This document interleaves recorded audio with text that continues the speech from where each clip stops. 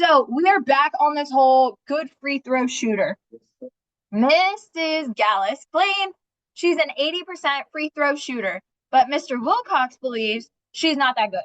So to prove her skills, she shoots 50 free throws and makes 32 shots. That's not bad. That's not bad for like a teacher. Okay, for like a teacher, bruh. Why are you hating on her? Okay, just let her cook or shoot free throws. Okay, so what's the population? All possible free throws by Miss Gallus. All right, I'm gonna make this bigger. There you go. All possible free throws by Miss Gallus. Yep. No, it's over there, bro.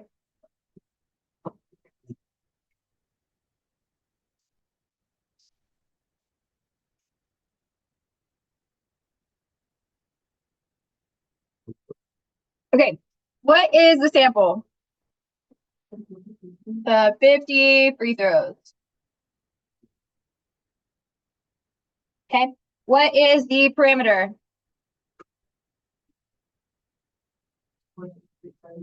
The true proportion of free throws. I'm gonna say FT. No, the next one's P hat. Statistic is going to be P hat. Okay. Now the statistic is P hat, which just is what Mo said a second ago. 32 divided by 50, 64%.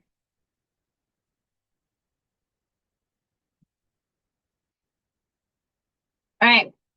So there are two possible explanations for why Mrs. Gallus only made 32 out of 50 shots. The first one is that Miss Gallus claims she what? Close. All right, so here's a claim. Mrs. Gallus really is an 80% free throw shooter. Okay, so either she really is and she just had a bad day, she wasn't warmed up, something happened, blah. Or Mrs. Gallus is a less than 80% free throw shooter.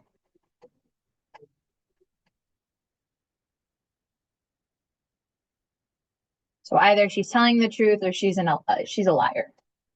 Or she hyped up herself. She's a liar. 64% is slightly atrocious. Okay, so let me throw some vocab at you. Ready? Okay, that was a very bad response. Okay, this first claim is the null hypothesis. Yes, very similar. This one is called the alternative hypothesis.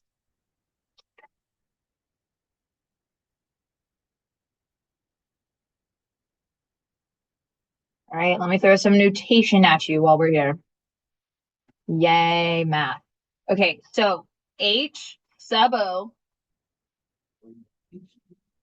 down over here beside the null hypothesis.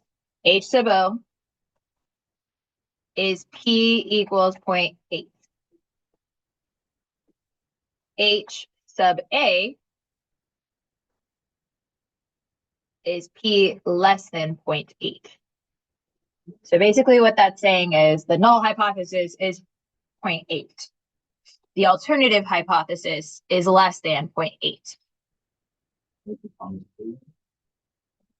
Yes. Because we're dealing with percentages. Remember how we said 80% up here? Yes. In decimal form. Yeah. Okay, it starts getting a little crazy after this, but we are good on null hypothesis and alternative hypothesis. Okay, you state your claims.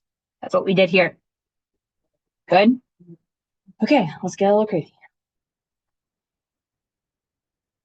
All right, so to test Miss Gallus's claim, we will assume number one, she is a 80% free throw shooter. Okay, so we assume that HO is true.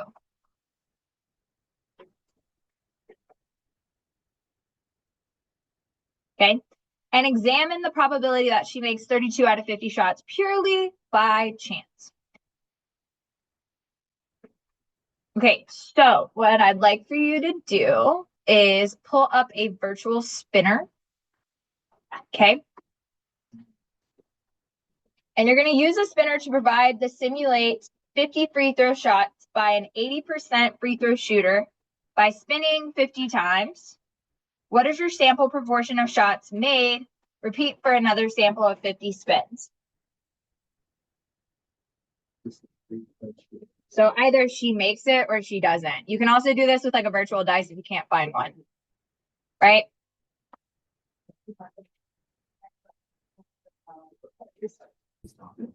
Okay, so you spin it and you're going to do it 50 times. Okay. Now, there might be one where it does it 50 times for you. Okay. I don't know of one, but go ahead and take a moment. What is it called? There it is. Basketball.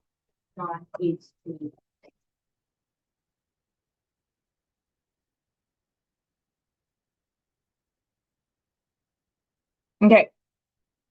Dun, dun, dun.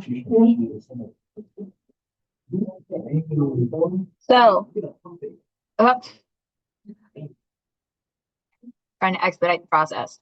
All right. So out of the 50 shots, homegirl made 40. She actually made 80%. So she was better than what she did last time. Okay, go ahead and do two samples. Go ahead and take a second. You're doing 50 shots. Okay, so what does each dot represent? Okay, one sample of 50 free throws, and you can't see that.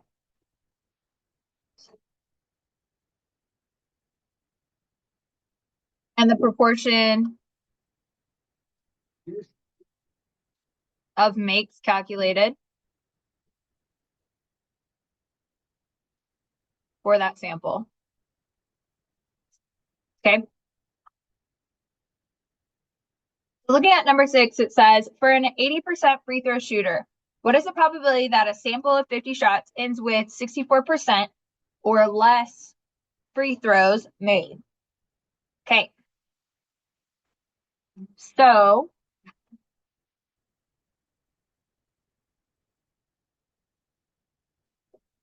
looking at our dot plot,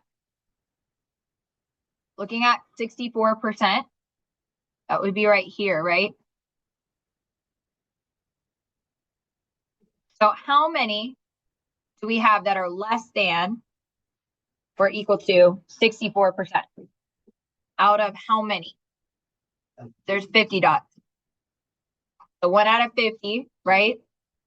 So 0.02.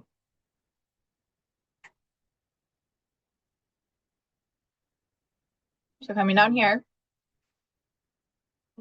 for an 80% free throw shooter, what's the probability? We said that it was 1 out of 50, which is 0.02. So assuming the null hypothesis is true, which is P equals 0.8, anytime you say that the null hypothesis is true, you have to state what the number is for the null hypothesis. There is a 0.02 chance, probability. Use the right words. Of getting P hat of 0.64 or less purely by chance.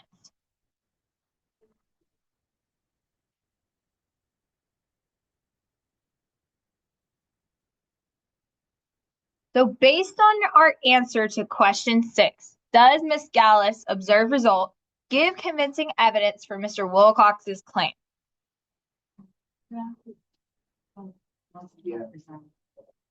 So yes, remember, what did Mr. Wilcox actually say?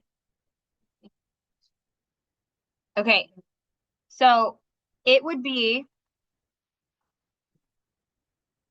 highly unlikely to get a p-hat of 0.64 if she was an 80% free throw shooter.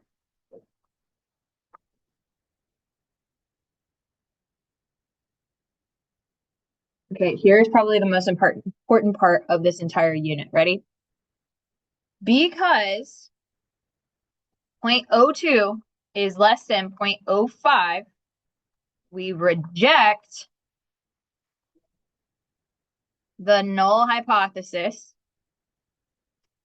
And we do have, and I'll put on the screen in just a second, convincing evidence. Come in. Or not, JK. Sure. That Gallus is a less than 80% free throw shooter. Hey, Brian. Is that for me? Yes. Yeah. Thank you so much.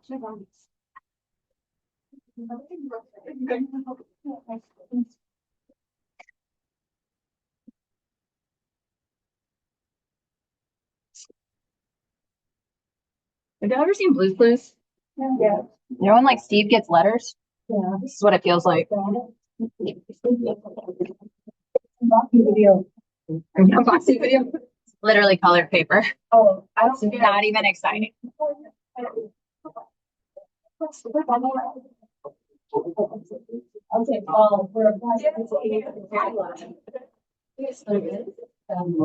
Right.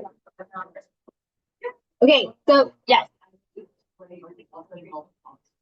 It's like your original statement. It's like the statement that you're trying to prove whether it's true or not. Yes. What?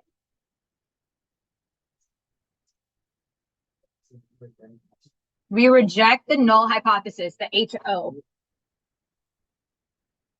HO.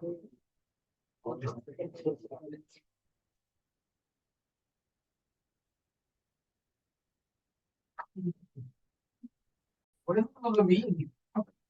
You reject the null hypothesis. All right, flip over to the back. The null hypothesis. Yeah. That's the number that we use to reject or accept the null hypothesis. I gotta go back and look at why do we use that number, but it's the same number every time. Okay, so let's summarize. So P was the true proportion of whatever you're talking about. Bless you. Okay, the null hypothesis is H sub O. And whatever value you're given is called the null value. So that 80% that we had on that last one is the null value.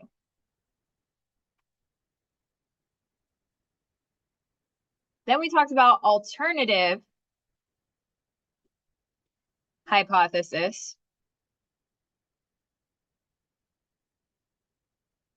And we didn't get much into this one. We didn't check that one. So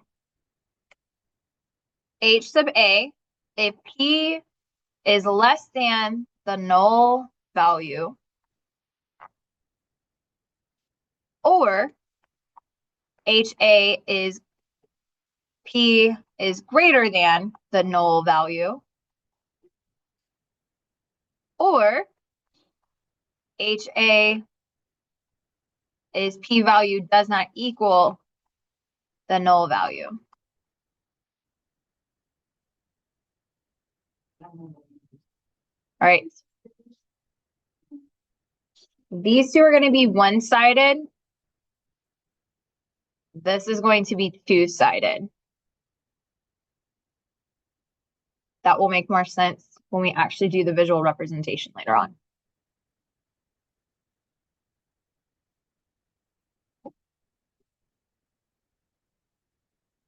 So we also talked about interpreting the p-value and then our conclusion. So here are the little sentences that you have to memorize for this unit. Okay, we're talking about significance testing, by the way. That's what all this junk is called. So interpreting the p-value.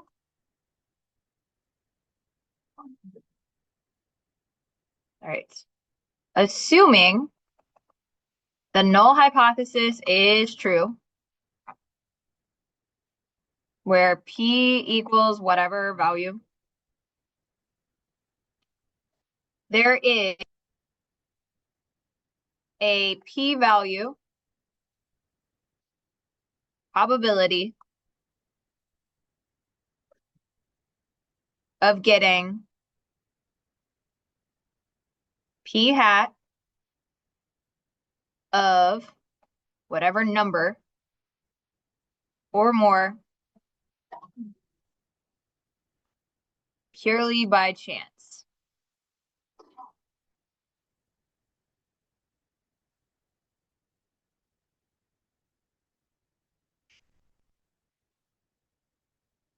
And then we'll talk about that conclusion in just a second.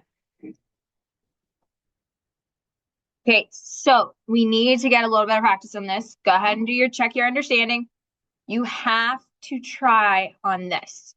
Okay, you have to kind of work with it a little bit. Sometimes the null hypothesis is a little confusing. It's not so blatantly obvious. So you've got to practice. Okay, yes. Sorry, that's enough. This is used often in science. This is used in psychology. This is used in the medical field. This is used in a little bit of business. Yeah. And then like a question being asked for 15, right? Yep. This is also used when lawyers are trying to figure out if somebody is guilty or not. Yeah, the likelihood of them actually doing the crime. I just work here, but we can maybe run it. All right, go ahead and check your understanding. So let's read it together.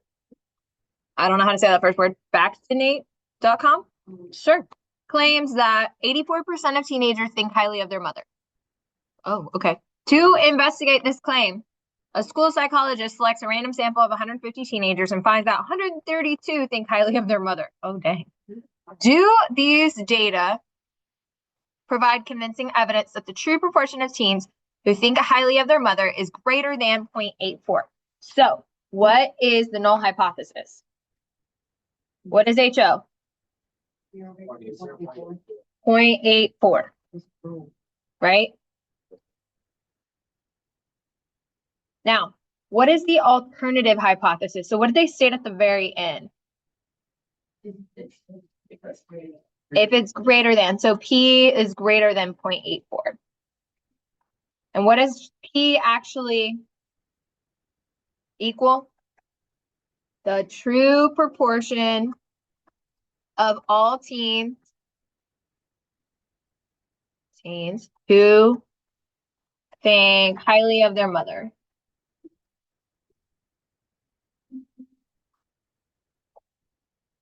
Kind of dark, but it's fine. All right, do the results provide some evidence for the alternative hypothesis? Okay, when we did our sample, that's 132 out of 150. 0.8? 88. Okay, so yes, we have a little bit of convincing evidence for the alternative hypothesis because the sample proportion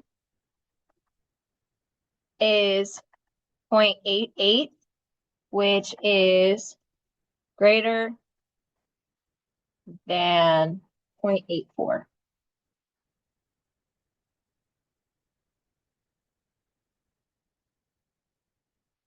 We have some evidence. We don't have all of it, but we have some. Now, the school psychologist performed the significance test and obtained a p-value of 0.091. Okay. So the statement that we need to make about the p-value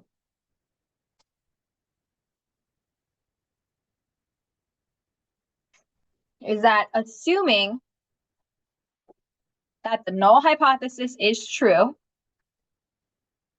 and that's p equals 0.84, there is a 0.091 probability of getting p hat of 0.90 or greater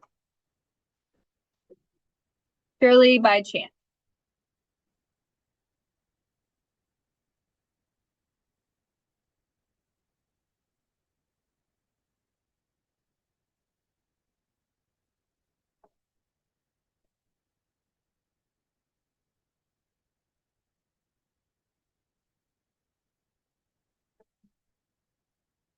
Again, this is the probability of that happening. This should be 0.88. I don't believe this. Okay, there we go. Okay. I was like, wait a second. Throwing in numbers. Checking to make sure you're paying attention, you know? 0.88.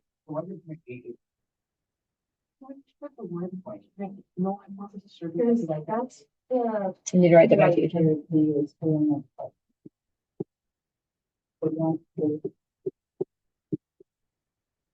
What was your question, David? So why did that be 88 or greater to this one? What would be?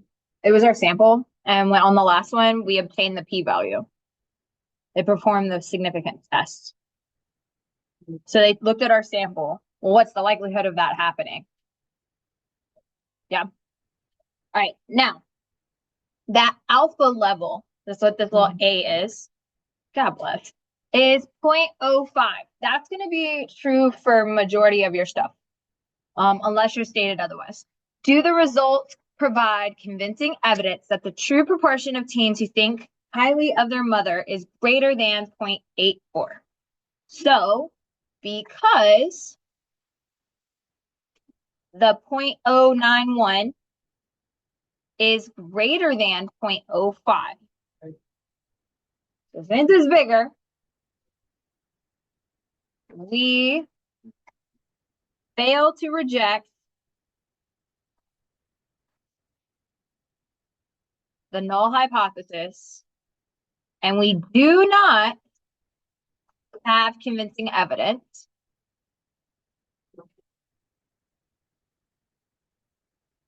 that the true proportion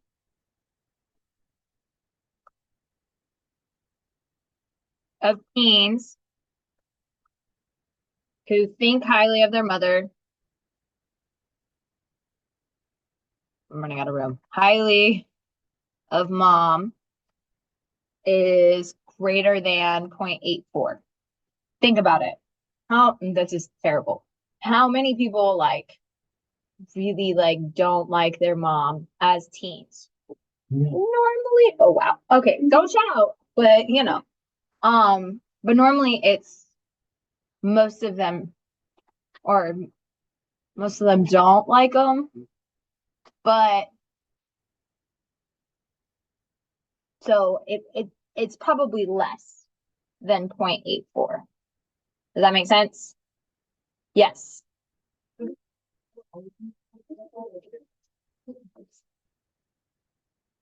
Yes, it is sad. You should like your mom. Okay, so I need to be clear that if we are greater than 0.05, we fail to reject the null hypothesis. Okay? If we are less than 0.05, we reject it. That's the biggest thing with this. So I'm going to say it again. I'm going to try to say it slowly. So if we are less than 0.05, I'm going to write it up here in green. Or if we are less than 0.05, we reject. If he don't make enough money, we reject them, right? If we're greater than 0.05,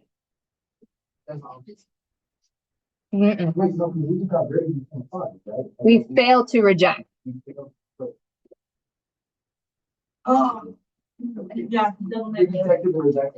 yeah. Okay. This is probably the most confusing statement. So you got to memorize these two pieces. Less than 0.05, we reject. Greater than, we fail to reject.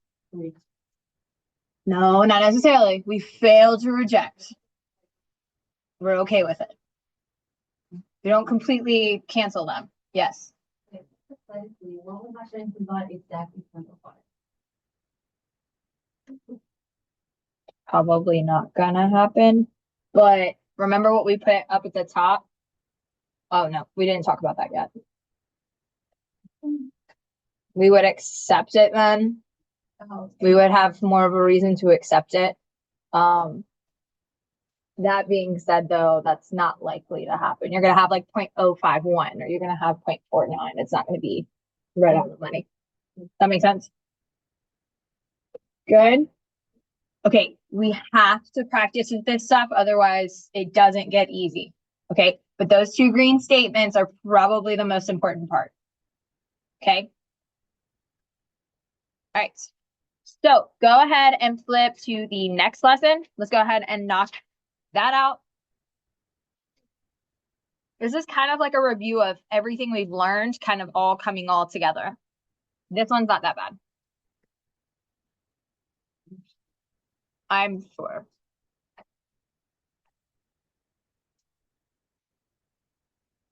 Okay. So are you sure Mrs. Gallus isn't a good free throw shooter? So in our introduction to significance test, which is what we just did, we used simulation to estimate a p-value to decide whether or not Mrs. Gallus was exaggerating about her claim of 80% free throw percentage. She made 32 out of 50. Today, we're going to use the formula to find a p-value. Good?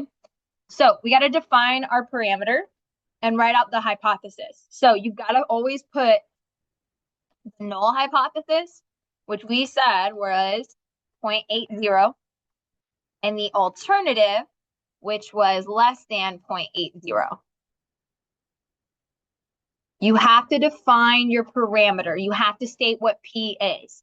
P is going to be the true proportion, and then whatever your context says, of free throws made by G. I'm not writing on her name anymore. Do we have a random sample?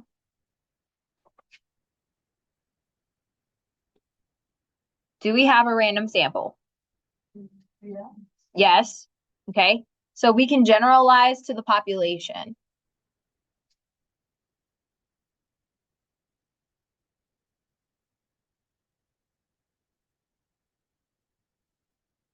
Is the 10% condition satisfied? So is 50 less than or equal to 10% of all free throws? Yeah. Okay. So sampling without replacement is okay.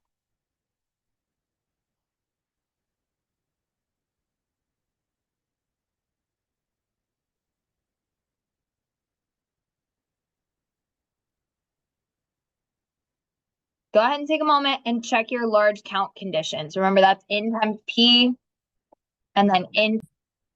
Okay. So let's look at large count. So with the large counts, remember that's n times p and then n times 1 minus p. So we're going to say 50 times 0.8 and 50 times 1 minus 0.8, which is 0.2. Is that bigger than or equal to 10? Yes, both of those are true. So the sampling distribution of p hat is approximately normal.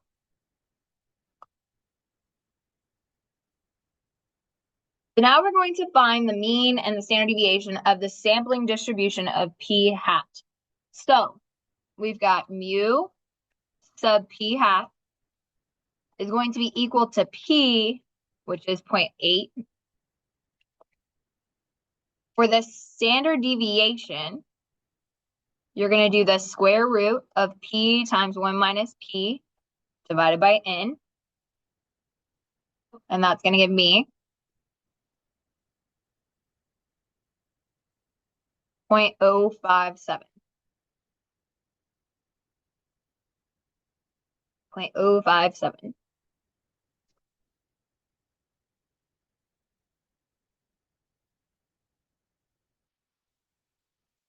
Why are we using 0.8 and not 0.84? Oh, I'm sorry, 0.64. Because they run the entire thing. Can be divided into no way of finding out.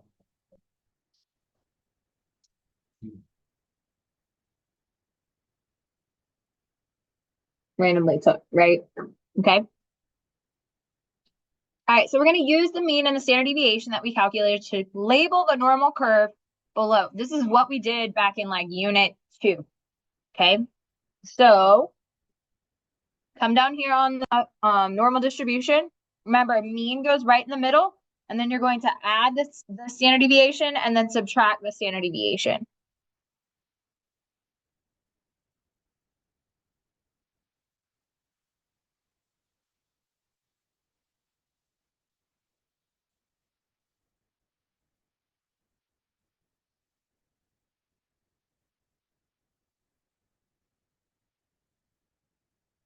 Okay, so when we type this in, or we write this out, we're going to say 0.8, and then we're going to add 0.057, so that's going to be 0.857 and 0.914, and, oh, there it is, 0.971. Over here, this is going to be 0.743, and then 0.686, and 0.629. And this is called the sampling distribution of p hat.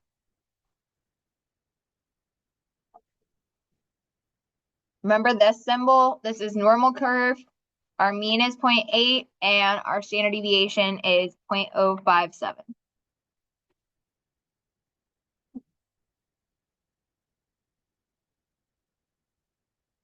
Okay, so we just used chapter 6. We just used chapter 2. Okay. We just used chapter 8. So notice how it's all starting to build together. Okay. Yes. This, from when we did, it was like 32 out of 50. The sample that we took. So how many standard deviations below the mean is p hat, which equals 0.64? So we're going to say z is equal to 0.64 minus 0.80, and we're going to divide it by our standard deviation. And that's going to give us negative 2.81, which, if we look at our curve, is right in here.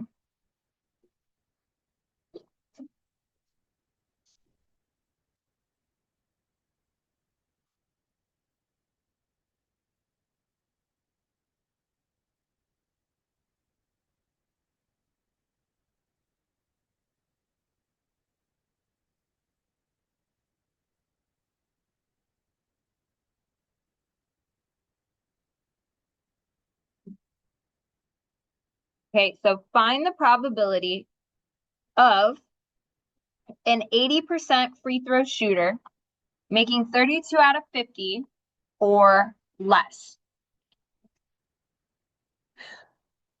So P is P hat, which is less than 0.64, given that we have 0.80 probability.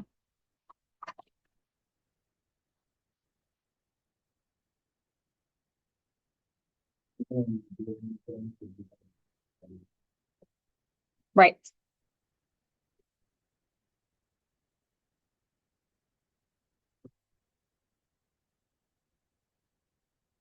Okay, so how do we go about doing that?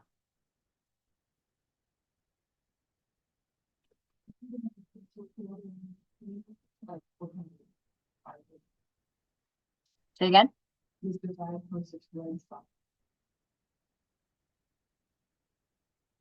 Will we do that? What do you mean? I'm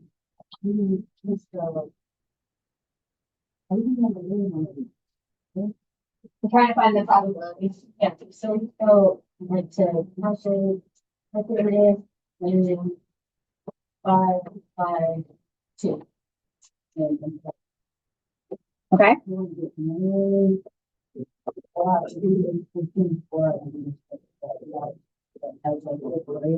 Okay. So if we just found the z-score was negative 2.81, how does that relate back to all this junk?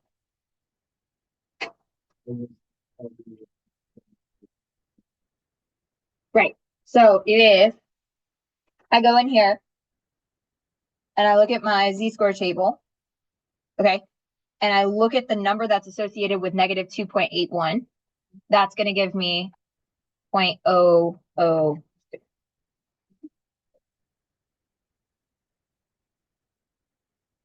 Make sense? Yep, I took this and then I went into my table and I said 0.002. That would be the likelihood of this guy falling in here on this normal curve. The whole, like, given that it's 0.8, well, 0.8 is our mean. So we kind of can ignore that because it's all in perspective to that 0.8. Does that make sense? How I took negative 2.81. That's my z-score. I went into my table and I went to negative 2.8, and then I went over to 0.01. And that's the number that's right there. Yeah. All right, here's the next part. So because we have 0.002, is that less than or greater than 0.05? Ooh. Oh, dang. Okay, do we reject or do we fail to reject? Yes. Why do we reject? Yep, you don't make enough money. We reject, okay, the HO, okay? And do we have convincing evidence or do we not have convincing evidence? And we do have convincing evidence that G is a less than 80% free throw shooter. So less than 0.05, we reject it, and we do have convincing evidence that she's a liar.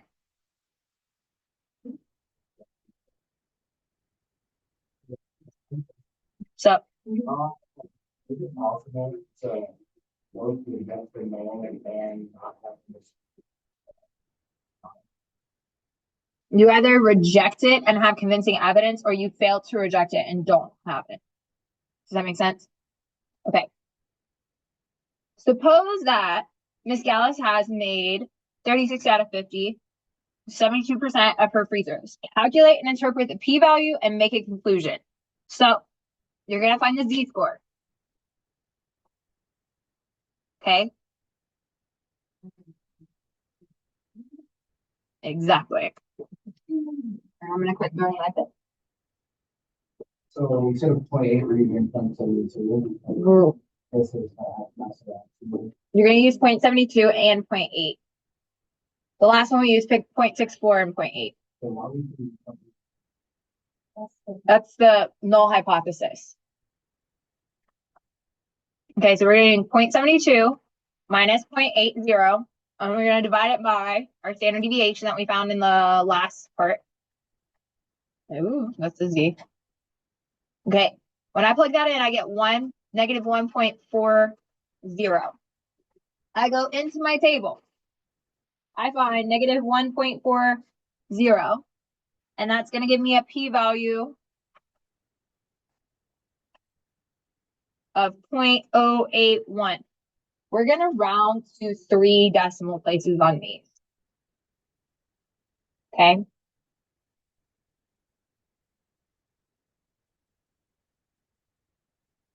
All right. So we're going to interpret the p-value and then write the conclusion. So assuming that the HO is true of p equals 0.80, there is a 0.081 probability of getting a p-value, p-hat value, of 0.72 or less, purely by chance. Okay, so that's interpreting your p-value.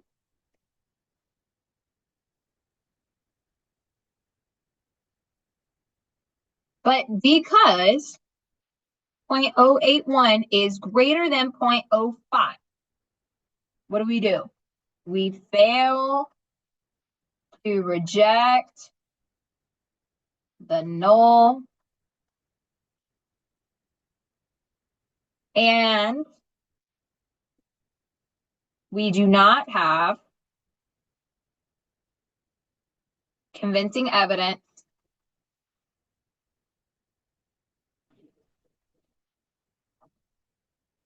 that she is less than 80% free throw shooter.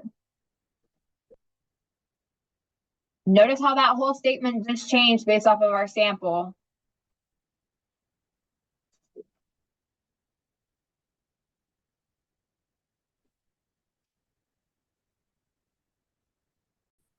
We talked about conditions. I'm not going to go through these again. You know these at this point. We've got random, 10%, and large count. Those three are not going away. Okay. Then we calculated some stuff. To do the test statistic, we used the statistic minus the parameter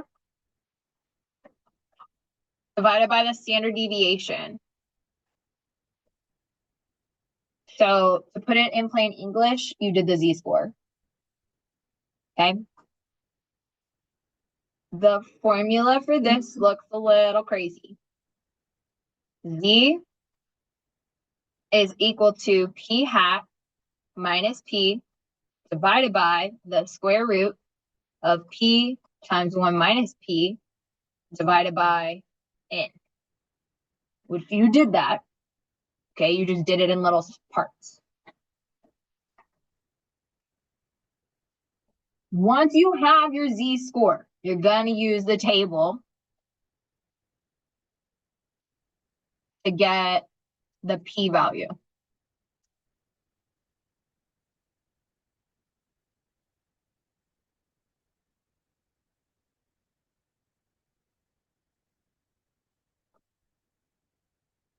All right, so we're going to do the check your understanding. How many of y'all don't like cilantro? How many of y'all think it tastes like soap? Okay, yeah, that makes sense. That checks out. All right, so go ahead and do A through F. Okay, and then we're going to chat about it a little bit. If you finish early, you can go ahead and start really quick. All right, so on the first one, it says state the hypothesis. Your null should be 0.1, and your alternative is P is greater than 0.1.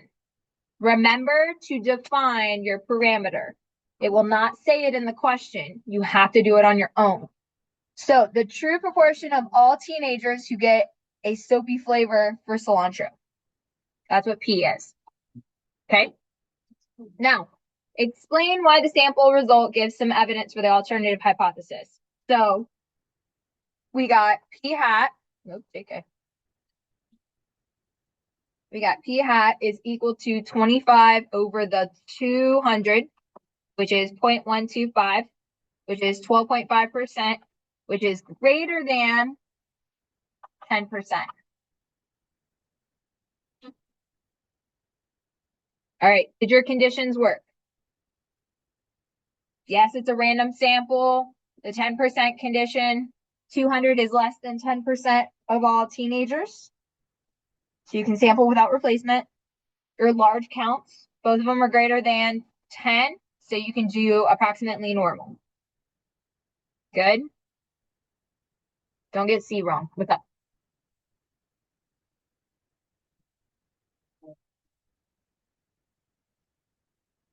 So you do 200 times 0.1.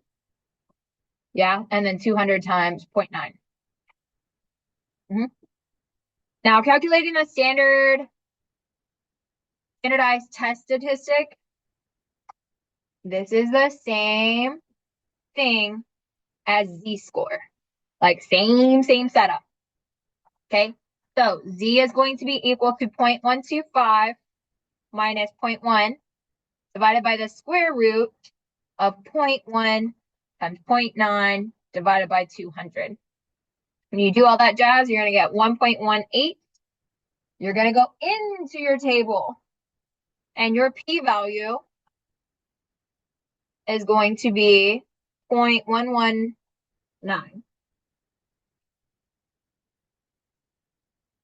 Now you're going to interpret your p-value. So assuming that your HO is true, P equals 0.1, there is a 0.119 probability of getting a P hat of 0.125 or greater purely by chance.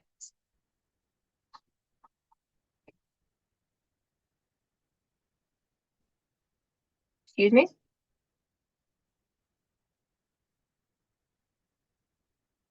Okay. What conclusion should Abis make? So, since or because 0.119 is greater than 0.05, are we going to accept or are we going to fail to reject? I'm sorry, we're going to reject or are we going to fail to reject? We fail to reject the HO and do not have convincing evidence that more than 10% of teenagers get soapy flavor. Why couldn't you say you accept Nope, one? because we can't say or like we can't say it with absolute certainty because we have not sampled all of it. Every single person So it's not ever. easy. You cannot say you accept it. We have to reject or fail to reject. For example, you also mentioned no species says document. There's no absolutes in statistics. Yep, purely by chance. Okay. So you have your little like homework packet. If you didn't get it, it's up here. I'm sorry, it's not stapled. The copier didn't have staples. So it should be 9.1, 9.2, and 9.3. I think it's 4 sheets. Okay.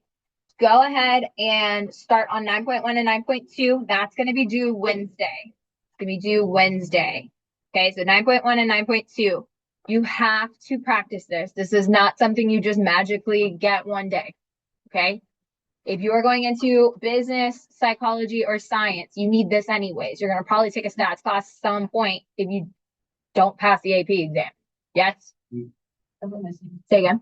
You should have 4. There should be four papers. Yep. All right. 4 papers.